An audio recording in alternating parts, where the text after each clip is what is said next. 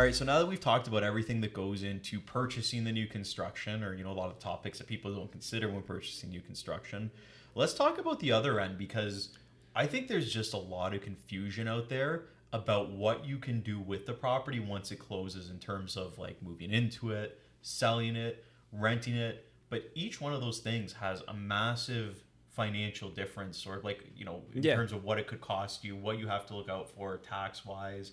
Like there's a lot of different options out there. So why don't we start with the one that's the straightforward one. You purchase a house, you're moving in, it's your primary residence. What implications are there with that? Nothing. So if it's strictly going to be your primary residence and you're moving into it, you have no intentions of renting it out or doing anything with it, especially the first year, whether you're flipping it, the HST is paid on your behalf by the builder.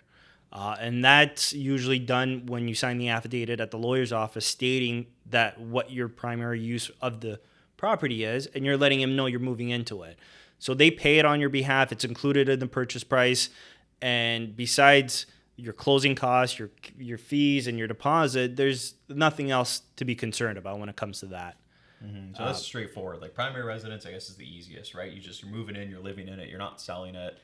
Straightforward. Yeah. Where I guess it gets confusing is even if if it's your primary residence and you sell within a year, this is where I think people if you sell, and they don't expect the bill that comes with it. Yeah, right? There's like at the end of the day, it's the CRA that's going to come out and audit you. If you sell it within like 6 months, 7 months, again, if it's out of your control and you're forced to sell it, whether it's relocation or a divorce or a split.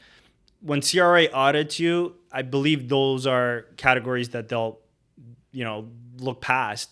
But if you're just doing it to flip, the CRA is not going to pay the builder his rebate when he files for it. They're going to come after you. So they're going to come after you for the rebate, and they're also going to add interest on it as well and late penalty. Mm-hmm. So and that rebate, that HST. Now I remember when I was buying mine, I think the HST then was actually capped at like $28,000 or something. It's around $30,000, but it all depends on your purchase price. So I believe if you're purchasing over $480,000, then it's a $24,000 rebate they would give back, and then you'd be out of pocket that $6,000. So if you go to sell within the year, essentially you've closed on it, paid your down payment, paid the legal fees, paid the levies.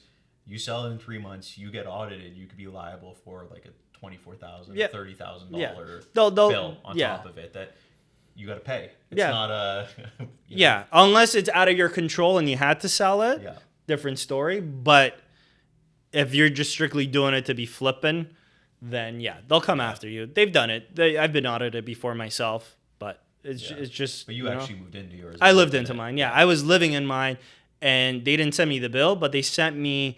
They wanted to audit me. So what I had to do was I had to actually send them my driver's license. I had to send them a few utility bills. And I actually had to write and sign pretty much like an affidavit stating that my primary use in the property when we moved in and what I'm using it for. Mm-hmm. And then I think it was a few weeks later, they just sent me saying it's granted, and they rebated the builder. Perfect. So they gave you a chance up front. They gave you the notice, try to prove it. It wasn't they just want like, you to here's prove a bill, it. Now fight it. It was like, okay, here. Yeah. Show us before we move forward with anything. Exactly. Else. So that's pretty good. Do you know if there's a limit on the years they can go back on you on that? I want to say 7. That's what I would think too. Yeah. 7 years. So if they come back after 7 years, that's a lot of interest. Yeah, we should check that out. Yeah. I feel like I remember hearing it was 7 from somebody. I don't know for sure though. But we'll let you know. You know what? Maybe I'll post a comment under this video just to clarify that. We'll look it up and double check that. Now let's talk about if you purchase this new construction home and you're an investor and you want to rent it out. What are the tax implications with this? Like HST and stuff. Yeah, if you're now at this point, if you're stating it that you're an investor, you're buying it to rent out. So it's automatic, again, based on your purchase price. You're capped at $30,000 for the HST fee, which is okay. So you got to pay it at time of closing to your lawyer. So your lawyer will submit the HST on your behalf to CRA. And then the second you rent it out, you file for the HST rebate, and the government will actually send it back within 60 days. Wow. As long as you prove to them that, A, you are an investor, you've paid the HST, because it will show on your statement of adjustments, and you have a tenant in there for a minimum of 1 year, they're okay. They just want to make sure you're actually following the rules. So I guess the biggest difference if you're an investor is that if you're purchasing as an investment to rent out, they want the HST up front. Yeah. Whereas if you're buying it and moving in as your primary residence, you don't have to pay anything at all. No. Unless, of course, you sell it and get audited. And Exactly. then you, okay. Yeah, because so if they're you're buying for, sorry to cut you off, I was saying, I guess to break it down, like if you're buying for an investment, you have to get your deposit, levies, down payment, all that together, plus the HST cost. Exactly. So that's a cost investors like you got to factor in. Yeah. Come on, like on how much you need to close on the property. And typically you're putting 20% down, I'm assuming with the bank, because it's an investment. So not only are you putting down an additional 10% from the 10% you already did, plus it starts to add up. So you gotta be prepared for all of these extra costs, especially if you're an investor. People who buy these often and already you know the rules and know how to go about them, but the ones that are trying to get in it for the first time, just be mindful of all the extra added costs. Sometimes it's better to buy resale because you avoid all those things. This is the purchase price. This is what you've been approved for. All you pay is land transfer tax and closing costs. Plus, that's additional too on new construction, the land transfer tax on top of your legal fees, your utilities, your levies. And then that always kills me. Then you buy the place.